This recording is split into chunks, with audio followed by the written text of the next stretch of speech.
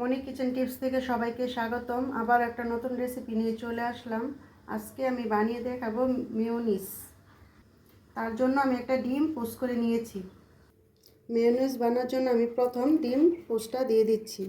এখানে একটা রসুনের পিস দিলাম, এখানে একটা শুকনো মরিচ ভাজা, এখানে কিছুটা লেবুর রস দিয়ে দিলাম আমি একসাথে, কিছুটা লবণ দিয়ে দিলাম। এখন দিব টমেটো সস, এখন দিয়ে দিচ্ছি 1 চামচ গুঁড়া দুধ, এখন দিয়ে দিব সয়াবিন তেল,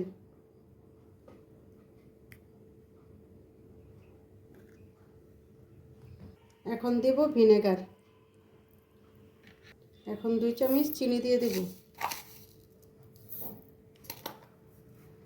এখন আমি এটা ব্লেন্ডার করে নেব। হয়ে গেল ঝটপট মেয়োনিজ। এভাবে বাড়িতে একবার মেয়োনিজ তৈরি করে খেয়ে দেখবেন।